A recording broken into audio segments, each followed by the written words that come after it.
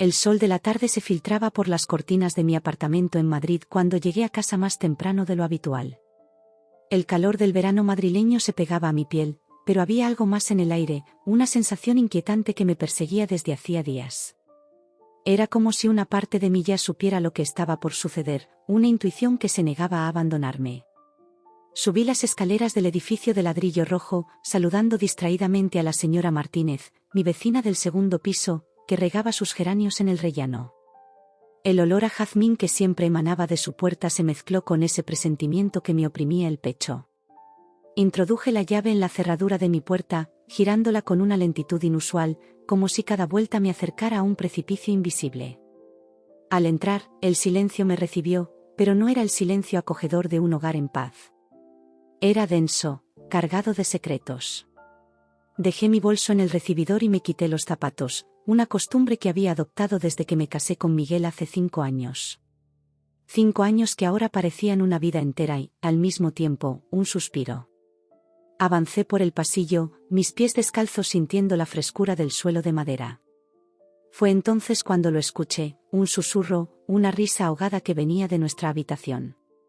El corazón me dio un vuelco, y por un momento, me quedé paralizada.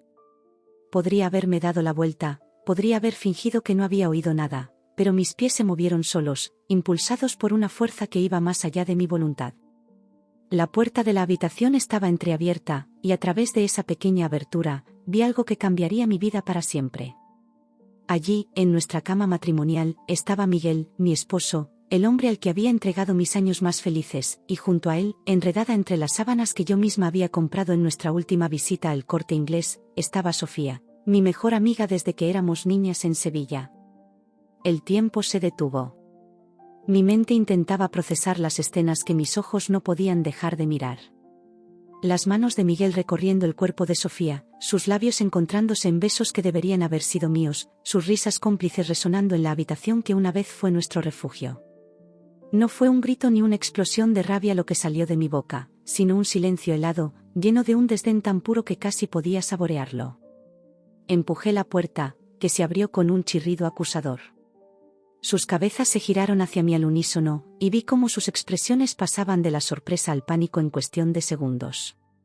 Sofía fue la primera en reaccionar. Con su arrogancia habitual, incluso en una situación tan comprometida, tuvo el descaro de cubrirse con una de mis batas de satén, como si tuviera algún derecho a estar allí, como si esa prenda pudiera protegerla de mi mirada acusadora. «Carmen, yo», comenzó a decir, pero la silencié con una mirada tan cargada de desprecio que las palabras murieron en sus labios. Miguel, por su parte, parecía haber perdido toda capacidad de habla. Su boca se abría y cerraba como la de un pez fuera del agua, incapaz de formar una frase coherente. Finalmente, logró balbucear: «No es lo que parece». Esas palabras, tan cliché, tan vacías, fueron como una bofetada. Una risa amarga brotó de mi garganta, sorprendiéndome incluso a mí misma. «¿No es lo que parece, Miguel? ¿Y qué es exactamente? ¿Una reunión de trabajo? ¿Un ensayo para una obra de teatro?» Mi voz sonaba extrañamente calmada, casi desapegada, como si estuviera comentando el tiempo y no descubriendo la traición más dolorosa de mi vida. Sofía, recuperando algo de su compostura, intentó levantarse, pero la detuve con un gesto. «No te molestes en vestirte, Sofía. Después de todo, pareces estar muy cómoda con lo que llevas puesto». El silencio que siguió fue ensordecedor. Podía escuchar el tic-tac del reloj de pared, un regalo de boda de mis padres, marcando los segundos de este momento surreal. Miguel finalmente se puso de pie, enrollándose en la sábana como si fuera una toga improvisada. «Carmen, ¿podemos hablar de esto? Fue un error, un momento de debilidad. No significa nada». Sus palabras me golpearon como piedras. ¿Un error? ¿Un momento de debilidad? Recordé todas las veces que había llegado tarde a casa, todas las llamadas misteriosas, las excusas cada vez más elaboradas. Esto no era un error, era una elección deliberada, una traición calculada. «¿Cuánto tiempo?», pregunté, mi voz apenas un susurro. Sofía y Miguel intercambiaron una mirada, y en ese intercambio silencioso, tuve mi respuesta. Esto no era algo nuevo, no era un desliz de una noche. Esto era una relación, una que había florecido a mis espaldas, nutrida por mentiras y engaños. No importa, dije antes de que pudieran responder. No quiero saberlo. No quiero saber cuánto tiempo han estado riéndose de mí, cuántas veces se han encontrado en mi propia casa, en mi propia cama. Di media vuelta, dispuesta a salir de esa habitación que de repente se sentía pequeña y asfixiante. Pero antes de cruzar el umbral, me detuve y miré por encima de mi hombro. Tienen 1 hora para recoger sus cosas y salir de mi casa. Lo que sea que dejen atrás, lo quemaré. Salí de la habitación con la cabeza alta, cerrando la puerta tras de mí con una suavidad que contrastaba con la tormenta que rugía en mi interior. Caminé hasta la cocina, mis pasos resonando en el silencio sepulcral del apartamento. Abrí el refrigerador y saqué una botella de vino tinto que habíamos comprado Miguel y yo en nuestro último viaje a La Rioja. La descorché con manos temblorosas y me serví una copa generosa. Sentada en la mesa de la cocina, escuchando los murmullos y movimientos apresurados que venían de la habitación, tomé un sorbo de vino y dejé que la realidad de lo que acababa de suceder me golpeara con toda su fuerza. Las lágrimas que había estado conteniendo comenzaron a caer silenciosamente, dejando rastros alados en mis mejillas. Pensé en todos los momentos que habíamos compartido, en los planes que habíamos hecho. Recordé nuestra boda en aquella pequeña iglesia de Toledo, con el sol de la tarde bañando de oro las piedras centenarias. Recordé nuestro primer apartamento, pequeño y acogedor, donde pasamos noches enteras soñando con el futuro.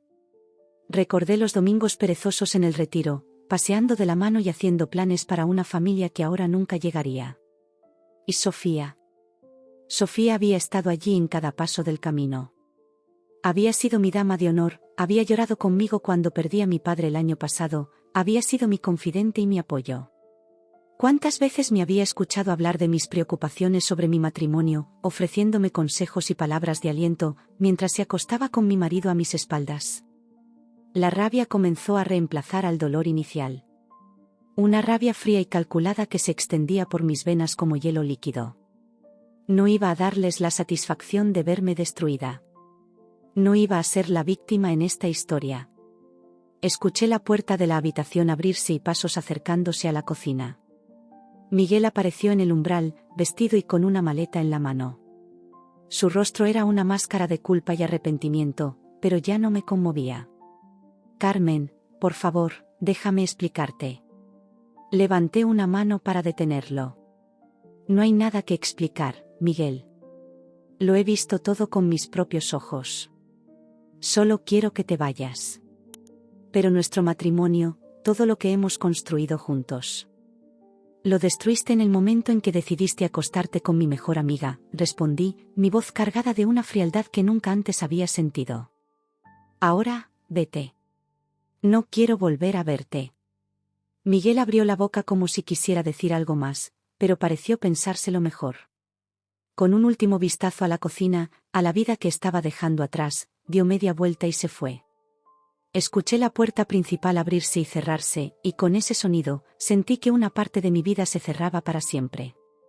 Sofía no se molestó en despedirse. La oí salir unos minutos después, sus tacones resonando en el pasillo como un recordatorio final de su presencia en mi vida. Y así, en cuestión de horas, mi mundo se había desmoronado. El apartamento, que esa misma mañana había sido un hogar lleno de recuerdos felices, ahora se sentía vacío y ajeno. Pero en medio de ese caos emocional, una certeza comenzó a crecer dentro de mí: esto no iba a destruirme. No iba a permitirlo. Esa noche, en absoluto silencio, empaqué mis cosas. Cada prenda de ropa, cada libro, cada recuerdo que metía en las maletas era un paso más hacia mi nueva vida. No sabía exactamente cómo sería esa vida, pero sabía que sería mía, completamente mía. La rabia que sentía era como un río sereno, llevándome con calma hacia lo que sabía que debía hacer. Nadie iba a quitarme lo que me correspondía, ni mi dignidad, ni mi parte de nuestro acuerdo matrimonial. Si Miguel y Sofía pensaban que se iban a salir con la suya, que iban a poder construir su relación sobre las ruinas de mi confianza sin consecuencias, estaban muy equivocados. Mientras el amanecer comenzaba a teñir el cielo de Madrid de tonos rosados y dorados, cerré la última maleta.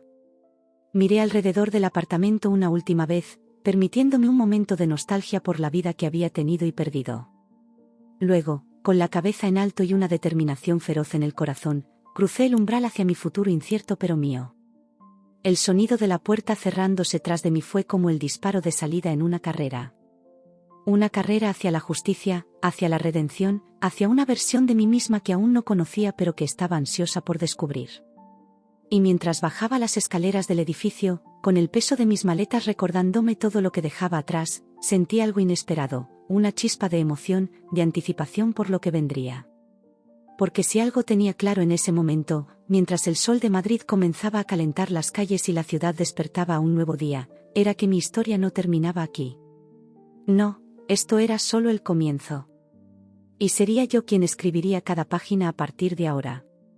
El sol de Madrid ya estaba alto en el cielo cuando me desperté en el pequeño apartamento que había alquilado en el barrio de Malasaña. Hacía una semana que había dejado atrás mi vida con Miguel, y cada mañana era un recordatorio de la nueva realidad en la que me encontraba.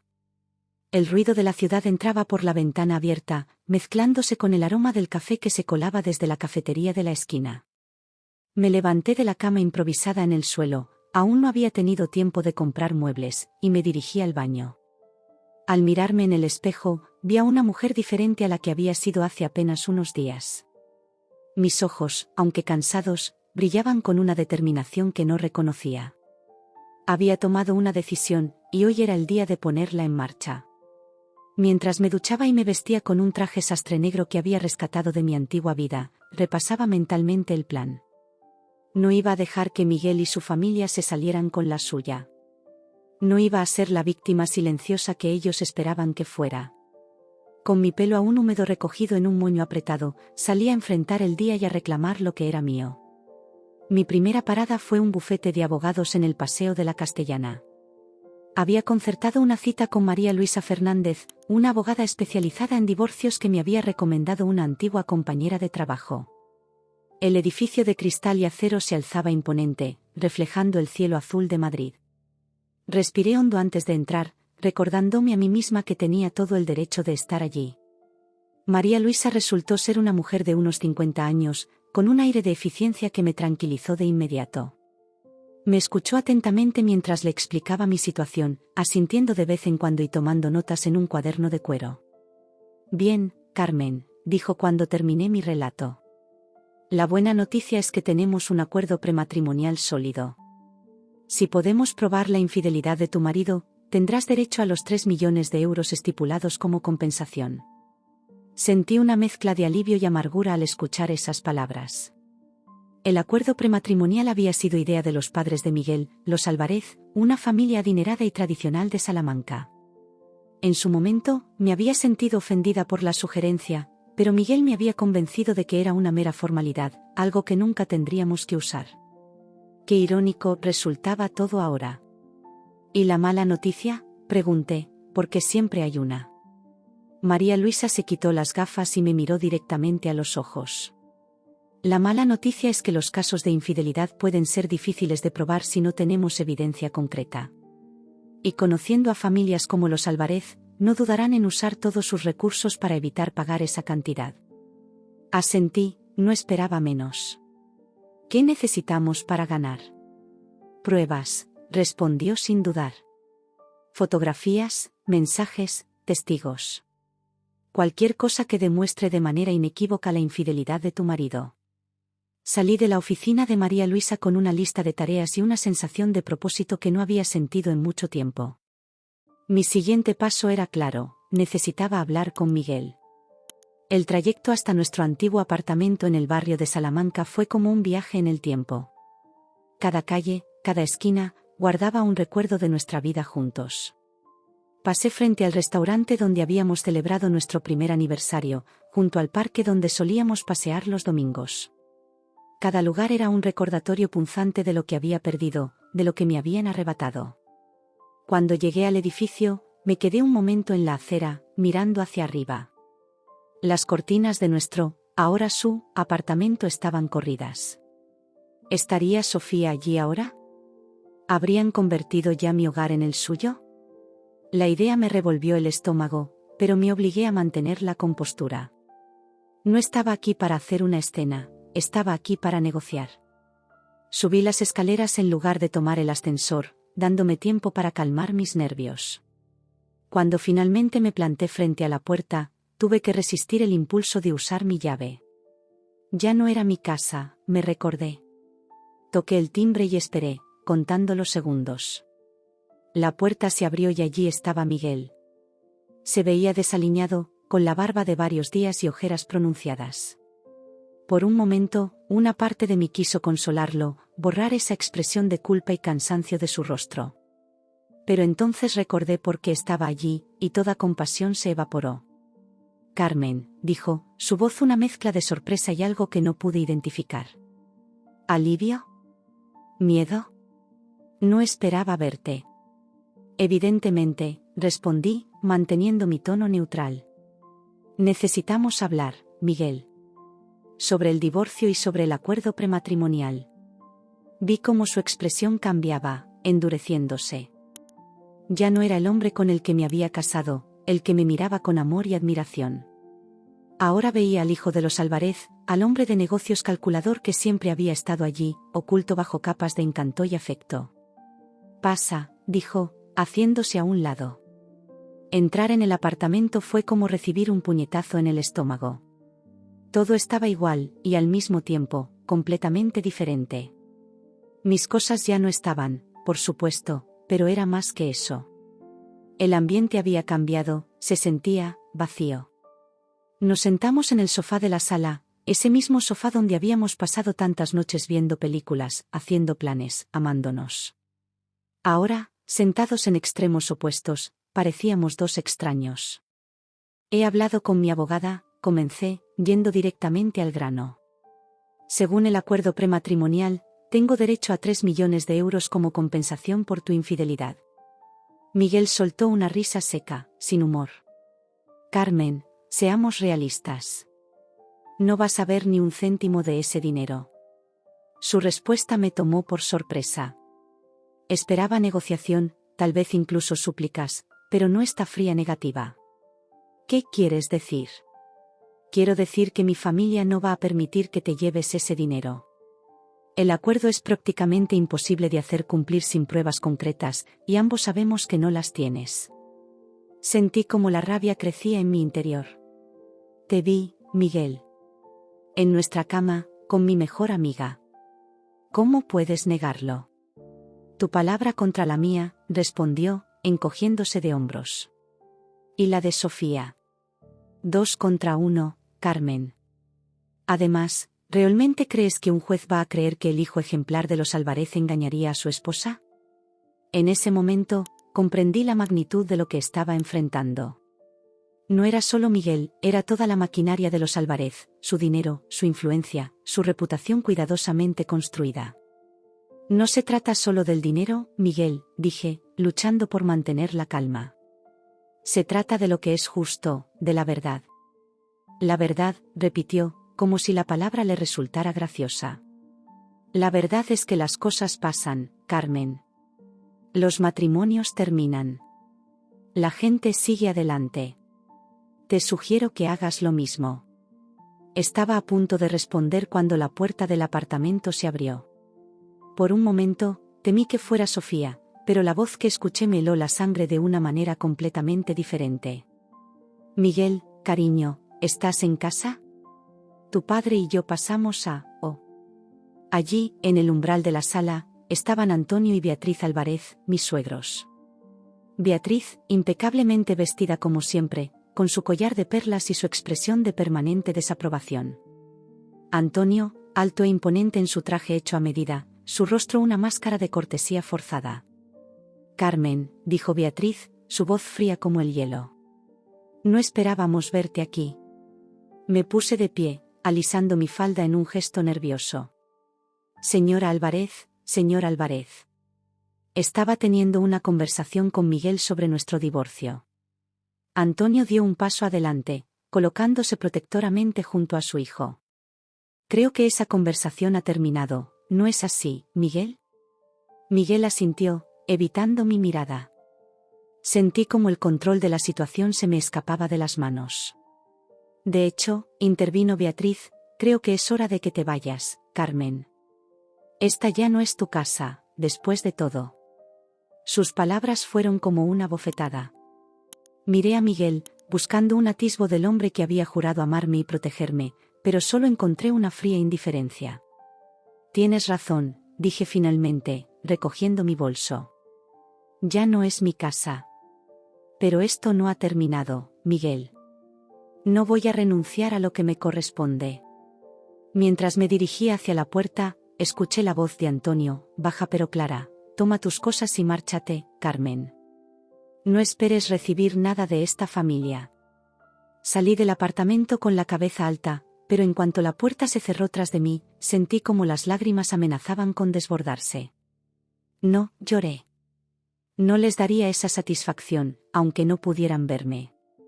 Bajé las escaleras rápidamente, necesitando poner la mayor distancia posible entre yo y esa familia que una vez había considerado mía. Al salir a la calle, el calor de Madrid me golpeó como una ola, mezclándose con la rabia y la frustración que sentía. Caminé sin rumbo por un tiempo, dejando que el bullicio de la ciudad me envolviera. Pasé junto a parejas felices, familias con niños, gente que iba y venía con sus vidas normales. ¿Cómo podía el mundo seguir girando cuando el mío se había detenido? Finalmente, me encontré en el Parque del Retiro. Me senté en un banco frente al lago, observando cómo las parejas remaban en sus botes, ajenas a mi tormento interior. Fue allí, en medio de esa escena idílica, donde tomé mi decisión. No iba a ser fácil. Los Álvarez creían que podían intimidarme, que iban a salirse con la suya porque siempre habían tenido el control. Pero habían subestimado lo que una mujer herida y traicionada puede hacer cuando lucha por lo que es justo. Saqué mi teléfono y marqué el número de María Luisa. Carmen, respondió al tercer tono. ¿Cómo fue la conversación con tu marido? Tan bien como cabía esperar, respondí con amargura. Pero ahora tengo claro lo que necesitamos hacer. Vamos a luchar, María Luisa. Con todo lo que tenemos. Hubo un momento de silencio al otro lado de la línea antes de que María Luisa respondiera: me alegra oír eso, Carmen. No será fácil, pero estoy contigo en esto. ¿Qué quieres hacer primero? Miré al cielo, donde el sol de la tarde comenzaba a descender. Un nuevo día terminaría pronto, pero para mí era solo el comienzo. Primero, dije, sintiendo como una nueva determinación crecía en mi interior, vamos a recopilar todas las pruebas que podamos. Luego, vamos a hacer que los Álvarez se arrepientan de haberme subestimado.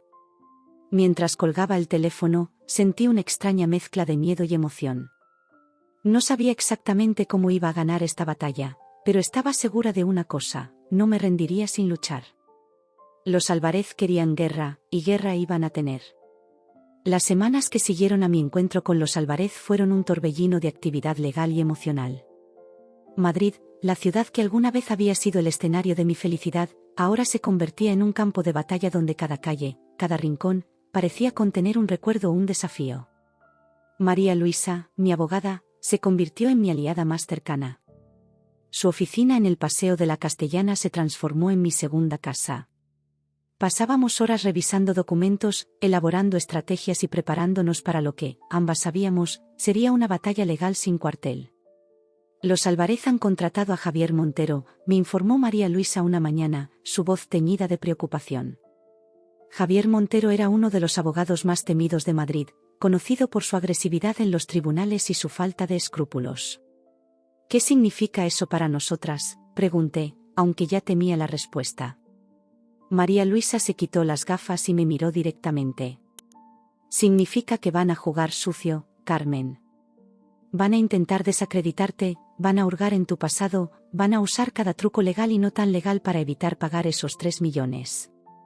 Sentí como el miedo me atenazaba el estómago, pero me obligué a mantener la calma. Pues nosotras jugaremos más sucio, respondí con una determinación que no sabía que poseía. Y así comenzó nuestra contraofensiva. Contratamos a un investigador privado, un hombre llamado Rodrigo que parecía salido de una novela negra, con su gabardina gastada y su eterno cigarrillo en la comisura de los labios. Su trabajo era seguir a Miguel y a Sofía, documentar cada uno de sus movimientos, buscar cualquier prueba de su infidelidad. Mientras tanto, yo me sumergí en mi propia investigación. Revisé años de correos electrónicos, mensajes de texto, facturas de tarjetas de crédito. Cualquier cosa que pudiera demostrar que Miguel me había sido infiel. Fue un proceso doloroso, como revivir nuestra relación a través de un cristal distorsionado, viendo señales que había pasado por alto, pistas que ahora parecían tan obvias. Una tarde, mientras revisaba por enésima vez nuestras viejas fotos en busca de alguna evidencia, recibí una llamada de Rodrigo. «Los tengo», dijo sin preámbulos. «Fotos de tu marido y su amante entrando en un hotel en las afueras de Madrid. Son bastante explícitas». Sentí una mezcla de triunfo y náuseas. «Tráelas a la oficina de María Luisa inmediatamente», ordené. Esa noche, sentada en la oficina de María Luisa, mirando las fotos que Rodrigo había tomado, sentí como algo dentro de mí se endurecía. Allí estaban Miguel y Sofía, besándose apasionadamente en el estacionamiento de un hotel de carretera, ajenos al mundo que los rodeaba, ajenos al dolor que me estaban causando. «Esto es bueno», dijo María Luisa, revisando las fotos. «Con esto podemos demostrar la infidelidad sin lugar a dudas». Pero yo apenas la escuchaba. Mi mente estaba en otro lugar, reviviendo cada momento de mi relación con Miguel, cada instante compartido con Sofía. ¿Cuántas veces se habían reído de mí a mis espaldas? ¿Cuántas veces habían compartido miradas cómplices mientras yo, ingenua, les contaba mis sueños y mis miedos? «Quiero destruirlos», dije en voz baja, sorprendiéndome incluso a mí misma con la intensidad de mi odio. María Luisa me miró con preocupación. «Carmen, entiendo cómo te sientes, pero debemos mantener esto en el ámbito legal». «No podemos». «No», la interrumpí. «No entiendes. No se trata solo del dinero. Se trata de justicia. Se trata de que paguen por cada mentira, por cada momento que me hicieron sentir pequeña e insignificante». Vi cómo María Luisa sopesaba sus siguientes palabras. Finalmente, con un suspiro, dijo: «Está bien, Carmen. Haremos esto a tu manera. Pero ten cuidado. La línea entre la justicia y la venganza es muy delgada». Los días se convirtieron en semanas, y las semanas en meses. Cada ida y vuelta con los abogados de los Álvarez era como una batalla en una guerra interminable. Usaron cada truco del libro, cada tecnicismo legal para retrasar el proceso, para agotarnos. Una mañana, mientras caminaba por la Gran Vía, vi a Sofía saliendo de una tienda de ropa de lujo, cargada de bolsas. Nuestras miradas se cruzaron por un instante y vi cómo el color abandonaba su rostro. Por un momento, pensé en confrontarla, en gritarle todas las cosas que había estado guardando dentro de mí. Pero en lugar de eso, simplemente sonreí y seguí mi camino. La confusión en su rostro fue toda la satisfacción que necesitaba en ese momento. Esa noche, mientras cenaba sola en mi pequeño apartamento de Malasaña, recibí un mensaje de un número desconocido. Era una foto de Miguel y Sofía, cenando en uno de los restaurantes más exclusivos de Madrid. El mensaje decía: «Pensé que querrías ver esto. No eres la única que ha sido traicionada». Mi corazón dio un vuelco. ¿Quién podría haber enviado esto? ¿Y qué quería decir con que no era la única traicionada? Las preguntas se arremolinaban en mi mente, pero una cosa estaba clara: tenía un aliado inesperado en esta batalla. Al día siguiente, en la oficina de María Luisa, le mostré el mensaje. «Esto podría ser útil», dijo, examinando la foto. «Pero también podría ser una trampa. Tenemos que ser cuidadosas». Asentí, entendiendo su precaución. Pero una parte de mí quería aferrarme a esta nueva información, a esta posibilidad de tener más aliados en mi lucha contra los Álvarez. Mientras tanto, la familia Álvarez no se quedaba de brazos cruzados. Comenzaron a circular rumores en nuestro antiguo círculo social. Rumores sobre mi salud mental, insinuaciones de que yo había sido la infiel, que había abandonado a Miguel en un ataque de locura. Cada vez que me encontraba con antiguos amigos, podía ver la duda en sus ojos, la pregunta no formulada: ¿a quién creer? Fue durante esos días oscuros cuando descubrí una fuerza interior que no sabía que poseía. Cada mirada de duda, cada rumor malintencionado, solo servía para alimentar mi determinación. Me prometí a mí misma que no solo ganaría esta batalla legal, sino que también recuperaría mi dignidad, mi verdad. Una tarde, mientras tomaba un café en una terraza de la Plaza Mayor, vi a Antonio Álvarez, el padre de Miguel, caminando con paso apresurado. Nuestras miradas se cruzaron y por un momento, vi un atisbo de preocupación en sus ojos. Fue entonces cuando me di cuenta, tenían miedo. Toda su bravuconería, todas sus tácticas de intimidación, eran una fachada. Sabían que estaban en terreno peligroso. Esa noche, reunida con María Luisa en su oficina, trazamos nuestro próximo movimiento.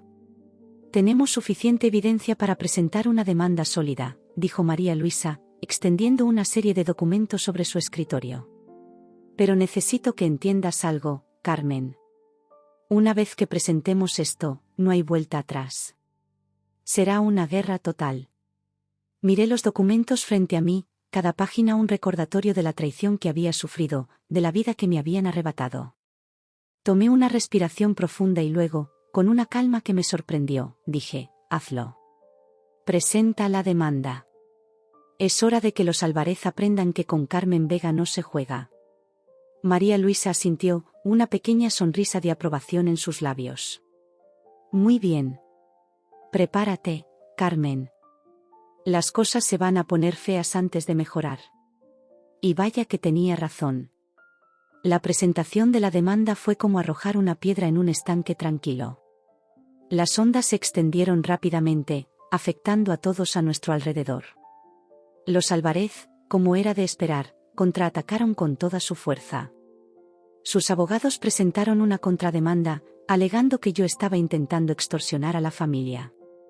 Los medios locales, siempre hambrientos de escándalos de la alta sociedad madrileña, se abalanzaron sobre la historia. De repente, mi rostro estaba en todos los periódicos sensacionalistas. Esposa despechada busca venganza, gritaban los titulares. Mi vida privada, o lo que quedaba de ella, se convirtió en comidilla pública.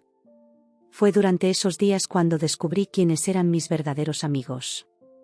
Muchos se alejaron, temerosos de verse envueltos en el escándalo. Pero otros, para mi sorpresa, se mantuvieron firmes a mi lado. Lucía, mi compañera de universidad, se convirtió en mi roca, ofreciéndome un hombro para llorar y palabras de aliento cuando más las necesitaba. Mientras tanto, Miguel y Sofía parecían disfrutar de su nueva vida. Sus redes sociales estaban llenas de fotos cuidadosamente seleccionadas para mostrarse como la pareja perfecta. Vacaciones en las Maldivas, cenas en restaurantes con estrellas Michelin, fiestas de la alta sociedad madrileña. Cada imagen era como un cuchillo en mi corazón, pero también servía para alimentar mi determinación. Una noche, mientras cenaba con Lucía en un pequeño restaurante de La Latina, mi teléfono vibró con un mensaje. Era de ese mismo número desconocido que me había enviado la foto de Miguel y Sofía semanas atrás. Los Álvarez están nerviosos. Han estado moviendo dinero a cuentas en el extranjero. Creo que están preparándose para lo peor. Mostré el mensaje a Lucía, cuyo rostro se iluminó con una sonrisa traviesa. Carmen, dijo, inclinándose sobre la mesa, creo que es hora de que juegues tu as bajo la manga. ¿Qué quieres decir?, pregunté, intrigada por su tono conspirador. Piénsalo.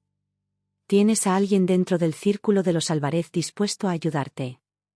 Alguien que tiene acceso a información privilegiada. Es hora de usar esa ventaja. Miré fijamente mi copa de vino, considerando las palabras de Lucía. Tenía razón, por supuesto. Había estado tan concentrada en la batalla legal que había descuidado esta valiosa fuente de información. Tienes razón, dije finalmente. Pero tengo que ser cuidadosa. No puedo arriesgarme a que esto se vuelva en mi contra. Esa noche, de vuelta en mi apartamento, redacté un mensaje cuidadosamente worded para mi misterioso informante. Necesitaba saber más, necesitaba entender qué estaba pasando realmente dentro de la familia Álvarez. La respuesta llegó casi de inmediato. Mañana, 11 de la mañana, Parque del Retiro, junto al estanque. Ven, sola. El corazón me latía con fuerza mientras leía y releía el mensaje. ¿Estaba lista para esto? para finalmente conocer a la persona que había estado ayudándome en las sombras? Una parte de mí temía que fuera una trampa, pero otra parte, la parte que había crecido más fuerte y determinada en los últimos meses, sabía que tenía que arriesgarme. A la mañana siguiente, mientras caminaba por el Parque del Retiro hacia el punto de encuentro, sentí como si estuviera en una película de espías. Cada persona que pasaba a mi lado podría ser mi informante, o peor aún, alguien enviado por los Álvarez para tenderme una trampa. Cuando llegué al estanque, me senté en un banco y esperé, mi corazón latiendo tan fuerte que temía que todos a mi alrededor pudieran oírlo. Y entonces, justo cuando el reloj de mi teléfono marcaba las 11 en punto, una figura familiar se acercó y se sentó a mi lado. «Hola, Carmen», dijo una voz que no había escuchado en meses. «Creo que tenemos mucho de qué hablar». Me giré, sin poder creer lo que veían mis ojos. Allí, sentada a mi lado con una sonrisa triste, estaba Beatriz Álvarez, la madre de Miguel. En ese momento, mientras el sol de Madrid brillaba sobre el estanque y las parejas paseaban ajenas a nuestro encuentro, supe que todo estaba a punto de cambiar.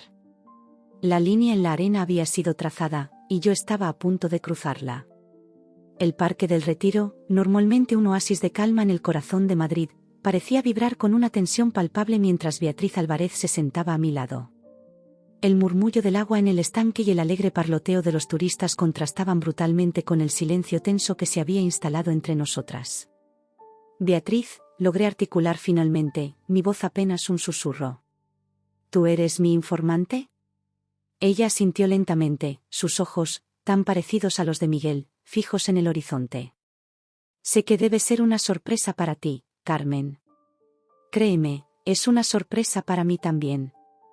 Me tomé un momento para estudiarla.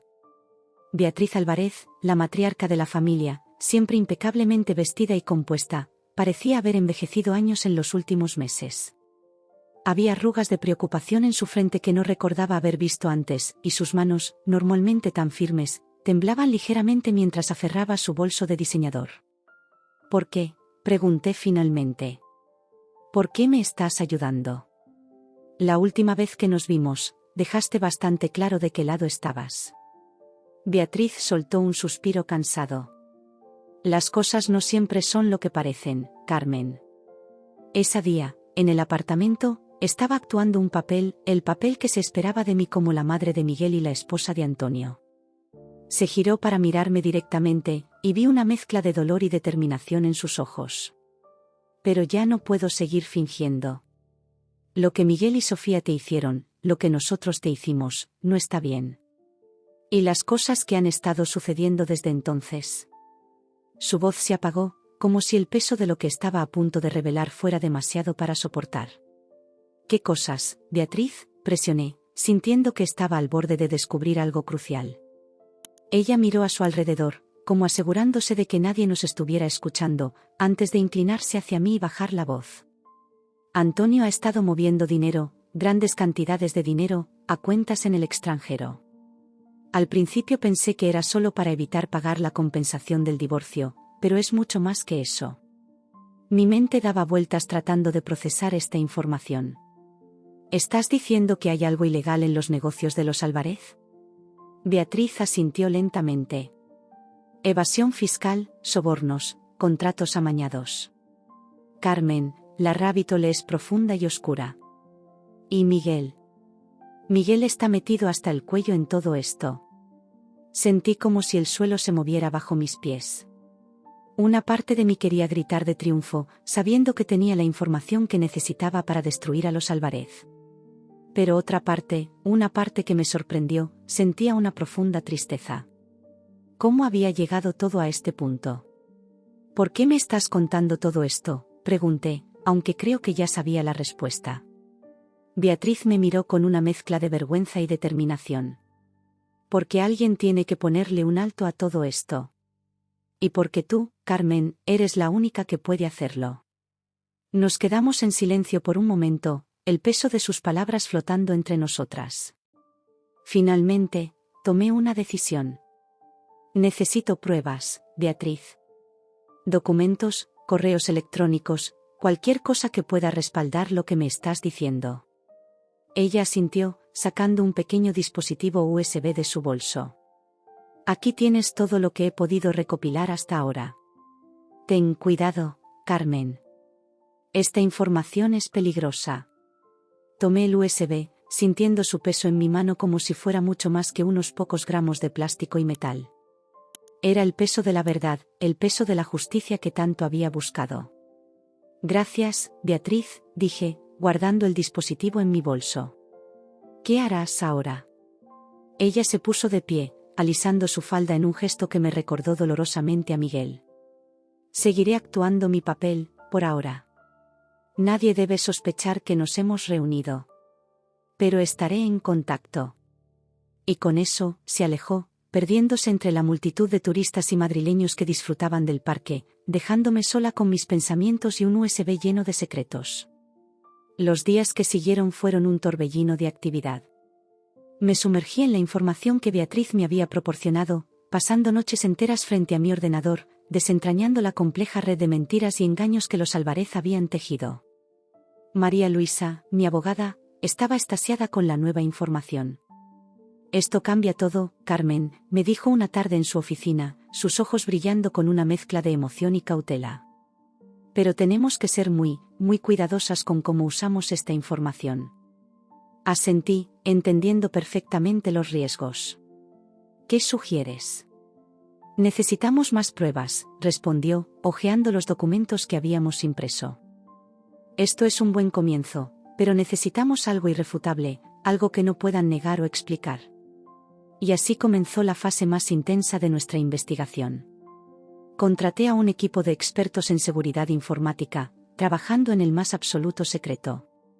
Su tarea era simple pero crucial: encontrar una forma de acceder a los servidores de las empresas Álvarez y obtener pruebas concretas de sus actividades ilegales. Mientras tanto, yo seguía con mi vida cotidiana, manteniendo las apariencias.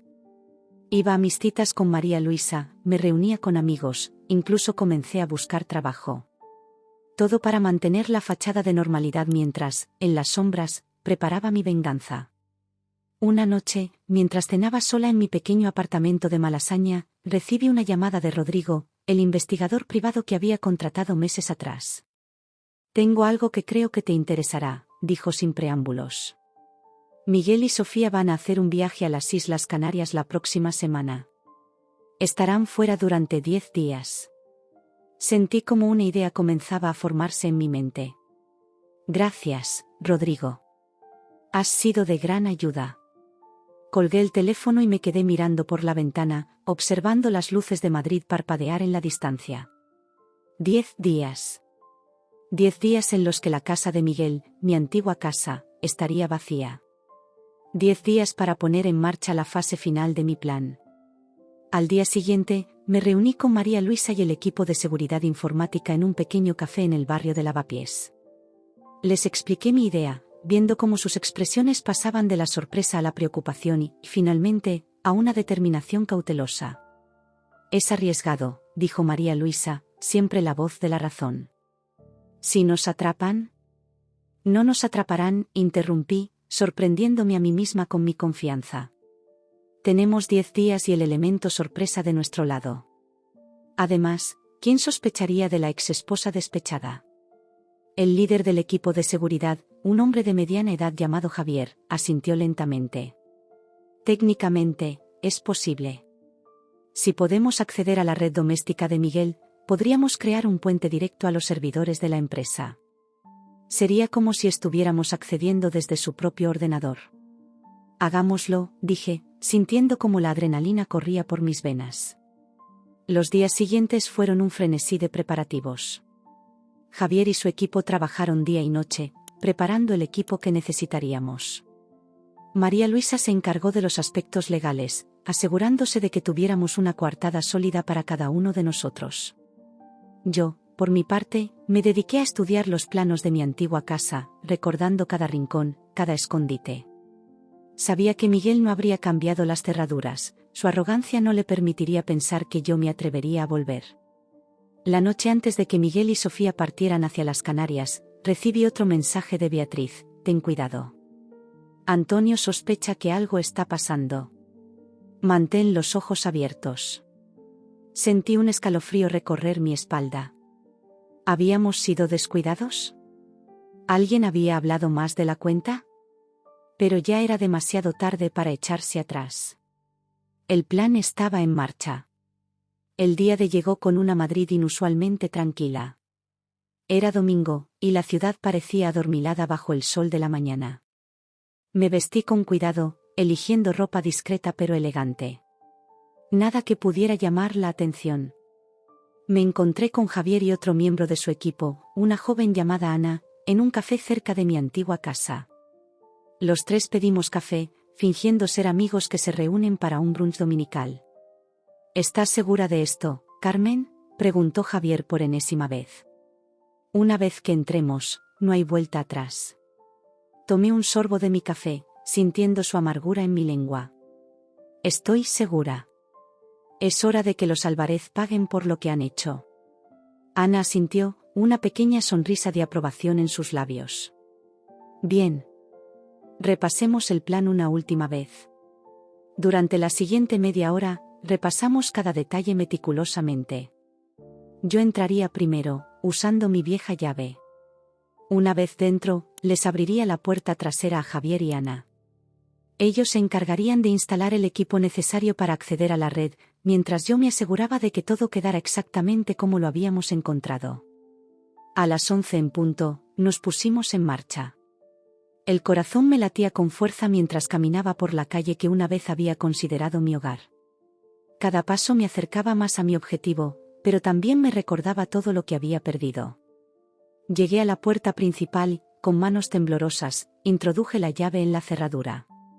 Por un momento, temí que Miguel hubiera cambiado las cerraduras después de todo. Pero no, la llave giró suavemente y la puerta se abrió con un suave clic. El olor familiar de la casa me golpeó como una ola. Por un momento, me quedé paralizada en el umbral, abrumada por los recuerdos. Pero no había tiempo para la nostalgia. Tenía una misión que cumplir. Me moví rápidamente por la casa, notando los pequeños cambios que Miguel y Sofía habían hecho. Nuevos cuadros en las paredes, un sofá diferente en el salón. Cada cambio era como una pequeña puñalada, un recordatorio de cómo habían borrado mi presencia de este lugar. Llegué a la puerta trasera y la abrí, dejando entrar a Javier y Ana. Trabajamos en silencio, moviéndonos por la casa como fantasmas. Javier y Ana instalaron su equipo en el despacho de Miguel, mientras yo me aseguraba de que no dejáramos rastros de nuestra presencia. Fue entonces, mientras revisaba la habitación principal, cuando lo vi. Sobre la mesita de noche, donde una vez había estado una foto nuestra de nuestra luna de miel, ahora había una foto de Miguel y Sofía, sonrientes y felices en alguna playa paradisíaca. Sentí como la rabia crecía dentro de mí, amenazando con consumirme. Pero me obligué a respirar profundamente, a mantener la calma. No podía permitir que mis emociones arruinaran todo por lo que habíamos trabajado. Carmen, la voz de Javier me sacó de mis pensamientos. Está hecho. Tenemos acceso. Asentí, incapaz de hablar por un momento. Bien. Salgamos de aquí. Salimos de la casa tan silenciosamente como habíamos entrado. Una vez en la calle, nos separamos, cada uno tomando un camino diferente para no levantar sospechas. Esa noche, sentada en mi pequeño apartamento, mirando la ciudad a través de la ventana, sentí una extraña mezcla de emociones. Triunfo, por haber dado un paso más hacia mi venganza. Miedo, por lo que podría suceder si nos descubrían. Y una profunda tristeza, por todo lo que había perdido y por lo que me había visto obligada a hacer. Pero ya no había vuelta atrás. La suerte estaba echada. Ahora solo quedaba esperar y ver qué secretos revelarían los servidores de los Álvarez. Mientras la noche caía sobre Madrid, me prometí a mí misma que, pasara lo que pasara, haría que Miguel, Sofía y toda la familia Álvarez pagaran por lo que me habían hecho. La venganza, como dicen, es un plato que se sirve frío. Y yo estaba preparada para servir un banquete. Los días que siguieron a nuestra incursión en la casa de Miguel fueron una mezcla de ansiedad y anticipación. Cada mañana me despertaba con el corazón acelerado, preguntándome si hoy sería el día en que todo se desmoronaría o el día en que finalmente obtendría mi venganza. Madrid parecía ajena a mi tormento interior. La vida continuaba como siempre, los turistas llenaban la plaza mayor, los oficinistas se apresuraban por la Gran Vía, y los ancianos jugaban al dominó en los parques. Pero para mí, cada sonido, cada sombra, parecía esconder una amenaza potencial. Javier y su equipo trabajaban incansablemente, descifrando la información que fluía desde los servidores de los Álvarez. Cada día recibía actualizaciones crípticas, progreso lento, pero constante, hemos encontrado algo interesante, necesitamos más tiempo. La espera era agonizante. Mientras tanto, mantenía mi fachada de normalidad. Iba a entrevistas de trabajo, me reunía con María Luisa para discutir los avances en el caso de divorcio, incluso quedé para tomar café con algunas amigas que no habían huido cuando estalló el escándalo. Todo era un acto, una obra de teatro elaborada donde yo era la protagonista y el resto del mundo, mi audiencia inconsciente. Fue durante una de estas salidas, mientras tomaba un café en una terraza de la Puerta del Sol, cuando recibí la llamada que lo cambiaría todo. «Lo tenemos», dijo Javier sin preámbulos. Su voz, normalmente calmada y profesional, temblaba ligeramente de emoción. «Carmen, tienes que ver esto. Es más grande de lo que pensábamos». Sentí como el mundo se detenía por un momento. «¿Qué tan grande?» «Grande como para hacer caer todo el imperio Álvarez», respondió. «Y no solo eso. Hay políticos involucrados, jueces». «Carmen, esto es dinamita pura». Le dije que nos encontraríamos en una hora en el lugar de siempre, un pequeño y discreto café en el barrio de Lavapiés. Mientras caminaba hacia allí, mi mente daba vueltas. ¿Qué habríamos descubierto exactamente? ¿Sería suficiente para destruir a Miguel y a su familia? ¿Y qué haría yo con toda esa información? El café estaba casi vacío cuando llegué. Javier ya estaba allí, sentado en una mesa del fondo, con su ordenador portátil frente a él. Su rostro estaba pálido y tenso, como si hubiera visto un fantasma. «Antes de mostrarte esto», dijo en voz baja cuando me senté, «necesito que entiendas algo. Una vez que veas esta información, no hay vuelta atrás. Estarás involucrada en algo mucho más grande que una simple venganza personal». Asentí, sintiendo cómo el peso de la decisión caía sobre mis hombros. «Muéstramelo». Durante la siguiente hora, Javier me guió a través de un laberinto de documentos, correos electrónicos y transferencias bancarias. Lo que vi me dejó sin aliento.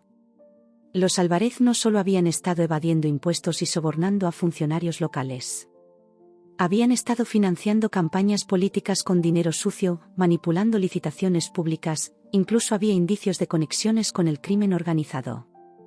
«Esto es monstruoso», dije finalmente, sintiendo náuseas. «¿Cómo han podido salirse con la suya durante tanto tiempo?»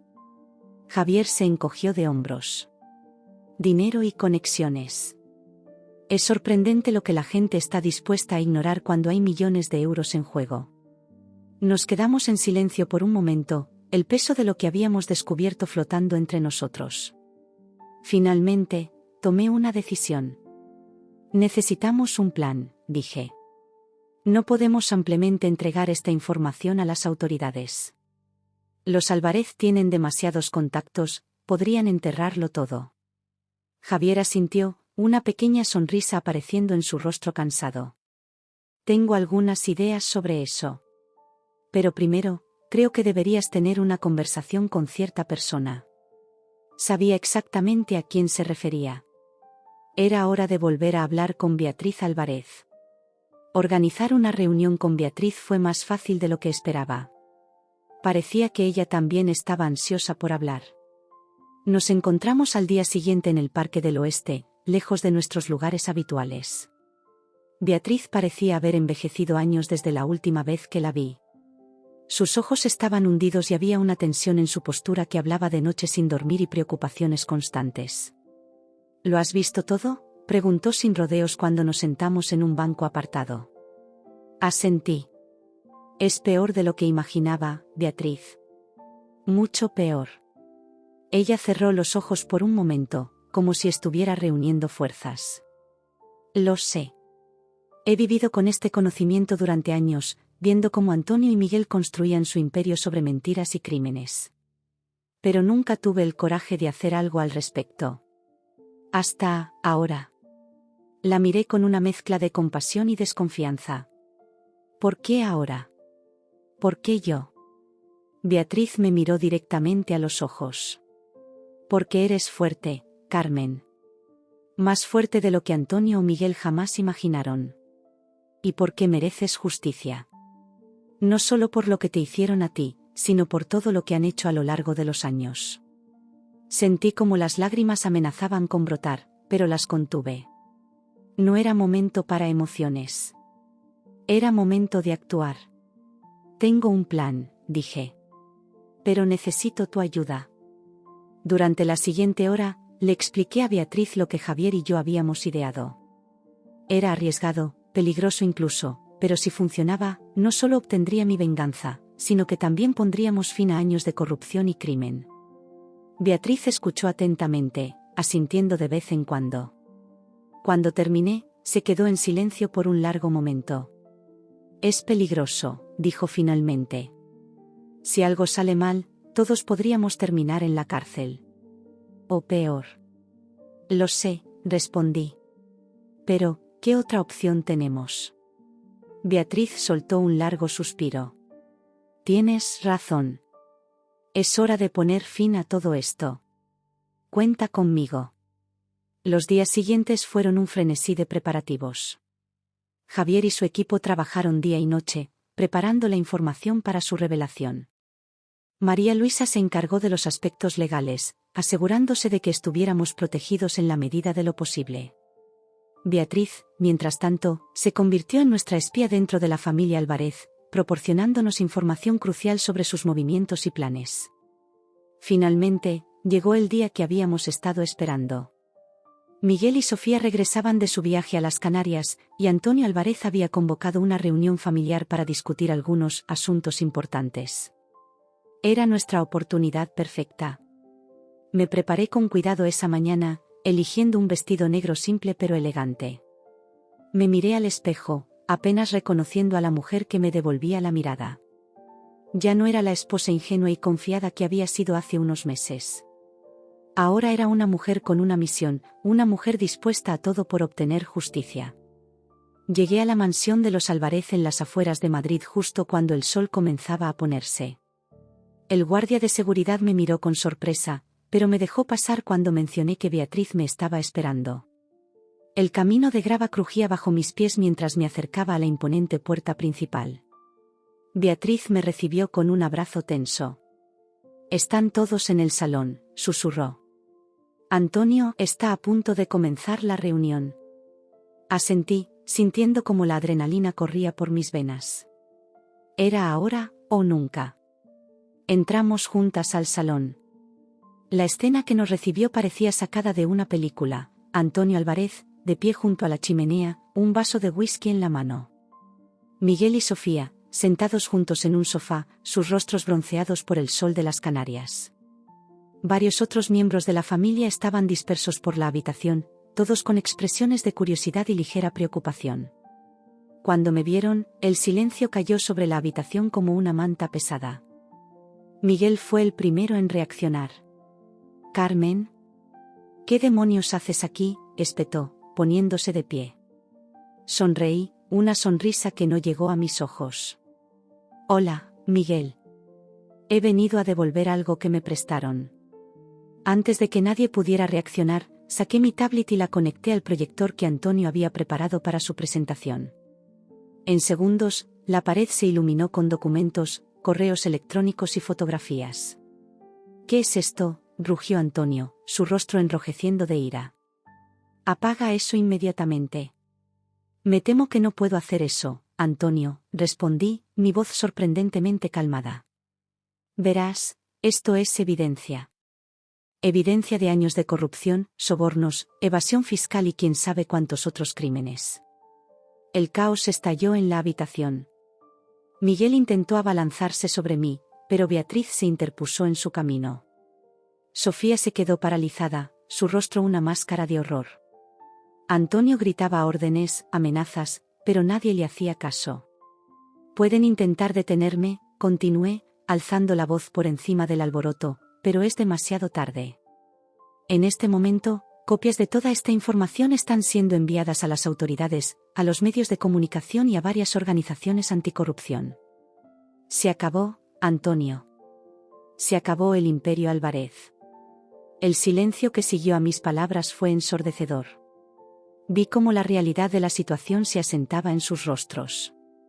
Vi el miedo, la ira, la incredulidad. Pero sobre todo, vi la derrota. Antonio fue el primero en romper el silencio. ¿Qué quieres?, preguntó, su voz apenas un susurro ronco. Me acerqué a él, mirándolo directamente a los ojos. Quiero justicia. Quiero que pagues por todo lo que has hecho. Y quiero que todos sepan la verdad sobre la gran familia Álvarez. En ese momento, como si fuera una señal, se escucharon sirenas en la distancia, acercándose rápidamente. Vi cómo el pánico se extendía por la habitación. Tienen dos opciones, dije, dirigiéndome a todos.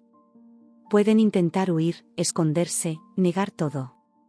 O pueden hacer lo correcto por una vez en sus vidas y enfrentar las consecuencias de sus acciones. Me giré hacia Miguel, que me miraba con una mezcla de odio y miedo. Y en cuanto a ti, querido exmarido, espero que disfrutes de la cama que has hecho. Porque vas a tener que acostarte en ella durante mucho, mucho tiempo. Las sirenas estaban ya en la entrada de la mansión. Escuché voces, pasos apresurados. Era el final, el gran final que había estado planeando durante meses. Mientras los policías entraban en la habitación, leyendo derechos y colocando esposas, me quedé allí, en medio del caos, sintiendo una extraña mezcla de triunfo y vacío. Lo había logrado. Había obtenido mi venganza. Pero, ¿a qué precio? Beatriz se acercó a mí, tomando mi mano. Has hecho lo correcto, susurró. Gracias. Asentí, incapaz de hablar. Mientras observaba cómo se llevaban a Miguel, a Antonio, a Sofía, sentí como un capítulo de mi vida se cerraba definitivamente. La venganza estaba consumada, la justicia se había servido. Pero el camino que tenía por delante era incierto. Salí de la mansión Álvarez esa noche, dejando atrás el caos y la destrucción. Madrid me recibió con su bullicio nocturno, ajena al drama que acababa de desarrollarse. Y mientras caminaba por sus calles, me pregunté qué me depararía el futuro ahora que mi misión estaba cumplida. La noche era joven, y por primera vez en mucho tiempo, sentí que mi vida también lo era. Era hora de empezar de nuevo, de construir algo nuevo sobre las cenizas de mi pasado. Y esta vez, lo haría en mis propios términos. Los días que siguieron a la caída de los Álvarez fueron un torbellino de actividad. Madrid se despertó con los titulares que gritaban sobre el escándalo, los noticieros no hablaban de otra cosa, y mi nombre estaba en boca de todos. De repente, pasé de ser la esposa engañada y despechada a ser la heroína que había destapado una de las mayores tramas de corrupción en la historia reciente de España. La mañana después de la gran revelación, me desperté en mi pequeño apartamento de Malasaña con una extraña sensación de calma. El peso que había cargado durante meses se había esfumado, reemplazado por una ligereza que casi me asustaba. Me preparé un café y me senté junto a la ventana, observando cómo la ciudad despertaba, ajena a cómo mi mundo había cambiado por completo. El timbre de mi teléfono rompió el silencio. Era María Luisa. Carmen, ¿has visto las noticias?, preguntó sin preámbulos. Aún no, respondí, dándome cuenta de que no había encendido el televisor ni mirado mi teléfono desde la noche anterior. Enciende la televisión. Ahora. Obedecí, y de inmediato me vi bombardeada por imágenes de Miguel, Antonio y varios miembros de la familia Álvarez siendo escoltados por la policía. Los titulares en la parte inferior de la pantalla proclamaban: cae el Imperio Álvarez, destapada red de corrupción que implica a políticos y jueces. Dios mío, murmuré. Esto es grande, Carmen, dijo María Luisa. Más grande de lo que imaginábamos. La Fiscalía ya ha anunciado que abrirá una investigación exhaustiva. Y adivina qué, quieren hablar contigo. Sentí como mi estómago se revolvía. Una cosa era planear mi venganza en la sombra, y otra muy distinta era enfrentarme a las consecuencias públicas de mis acciones. ¿Qué debo hacer?, pregunté, sintiéndome de repente muy pequeña y asustada. Por ahora, nada, respondió María Luisa con voz tranquilizadora. Yo me encargaré de todo. Tú quédate en casa y no hables con nadie, ¿entendido? Pasaré por ahí en un par de horas. Asentí, aunque sabía que no podía verme, y colgué. Me quedé mirando la televisión, viendo cómo mi vida anterior se desmoronaba en cámara lenta. Vi fotos de Miguel y Sofía, de Antonio y Beatriz, incluso algunas mías de cuando aún estaba casada. Era surrealista. Las horas siguientes pasaron en un borrón de reuniones con abogados, declaraciones a la policía y negociaciones con la fiscalía. María Luisa estuvo a mi lado en cada paso, guiándome a través del complicado laberinto legal en el que me había metido. Fue durante una de estas reuniones cuando recibí la noticia que cambiaría todo. Señora Vega, dijo el fiscal, un hombre de mediana edad con ojos cansados pero amables, en vista de su cooperación y del papel crucial que ha jugado en destapar esta trama, estamos dispuestos a ofrecerle inmunidad total. Parpadeé, sin estar segura de haber escuchado correctamente. ¿Inmunidad? María Luisa, sentada a mi lado, apretó mi mano. Significa que no se presentarán cargos contra ti, Carmen. Por nada de lo que hayas hecho para obtener esta información. Sentí como las lágrimas se acumulaban en mis ojos. Después de meses de miedo, de culpa, de preguntarme si lo que estaba haciendo era correcto, por fin podía respirar tranquila. Hay algo más, continuó el fiscal. Como parte del acuerdo prematrimonial y en compensación por los daños sufridos, se le otorgará una suma de 3 millones de euros, que serán confiscados de los bienes de los Álvarez. El mundo pareció detenerse por un momento. 3 millones de euros. La cantidad exacta que había estado buscando desde el principio. Pero de alguna manera, ahora parecía casi insignificante en comparación con todo lo que había vivido. Gracias, logré decir finalmente. Yo, necesito tiempo para procesarlo todo. El fiscal asintió comprensivamente. Por supuesto. Tómese el tiempo que necesite. Pero debo advertirle, señora Vega, que su vida va a cambiar considerablemente a partir de ahora. Para bien o para mal, se ha convertido usted en una figura pública. Sus palabras resultaron ser proféticas.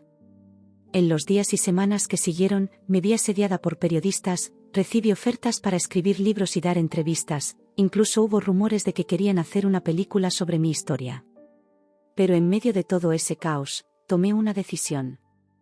Necesitaba alejarme, encontrarme a mí misma de nuevo. Con la ayuda de María Luisa, vendí el apartamento que había compartido con Miguel y transferí el dinero de la compensación a una cuenta segura. Una mañana de primavera, 2 meses después de la caída de los Álvarez, me encontré en el aeropuerto de Barajas con una maleta y un billete de avión a Bali. Necesitaba paz, necesitaba tiempo para sanar. ¿Estás segura de esto?, preguntó Lucía, que había venido a despedirme. Sabes que puedes quedarte conmigo el tiempo que necesites. Sonreí, agradecida por su amistad inquebrantable. Estoy segura. Necesito hacer esto, Lucía. Necesito encontrarme a mí misma de nuevo. Nos abrazamos fuertemente, y pude sentir sus lágrimas en mi hombro. Prométeme que volverás, susurró. Lo prometo, respondí. Esto no es un adiós, es un hasta luego. El vuelo a Bali fue largo, pero cada kilómetro que me alejaba de Madrid sentía que me acercaba más a mí misma. Llegué a la isla con el corazón abierto y la mente despejada, lista para comenzar mi proceso de sanación. Los meses en Bali fueron transformadores. Me sumergí en la cultura local, practiqué yoga y meditación, conocí a personas de todo el mundo que, como yo, buscaban un nuevo comienzo. Poco a poco, sentí como las heridas de mi pasado comenzaban a cicatrizar. Fue durante una sesión de meditación al amanecer, con el sol naciente bañando las terrazas de arroz en una luz dorada, cuando tuve una epifanía.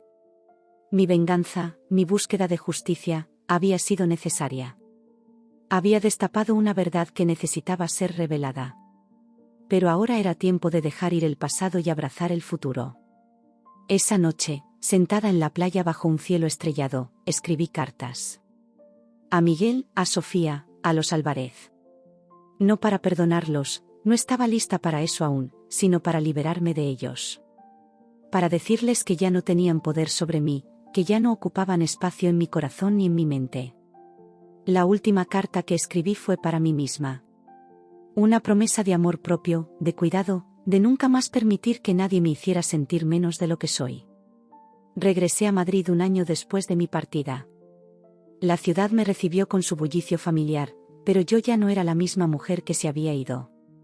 Volví más fuerte, más sabia, más en paz conmigo misma. Las noticias sobre el caso Álvarez habían disminuido, pero aún había secuelas. Miguel y Antonio habían sido condenados a largas penas de prisión. Sofía, aunque no fue a la cárcel, había caído en desgracia social. Beatriz, sorprendentemente, se había convertido en una activista contra la corrupción, utilizando su experiencia para ayudar a otros a denunciar casos similares. Mi regreso no pasó desapercibido. Volvieron las ofertas de entrevistas, de libros, de películas. Pero esta vez, me sentía preparada para enfrentarme a todo ello en mis propios términos. Acepté escribir un libro, no sobre mi venganza, sino sobre mi viaje de autodescubrimiento.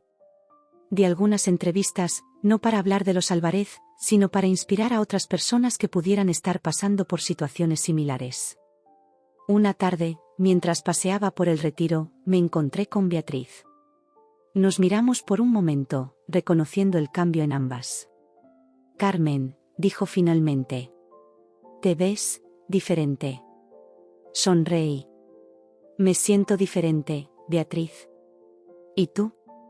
He oído que has estado ocupada. Asintió, una pequeña sonrisa en sus labios. Intento enmendar mis errores, supongo. Hacer algo bueno con el tiempo que me queda. Nos sentamos en un banco, observando a los niños jugar cerca del estanque.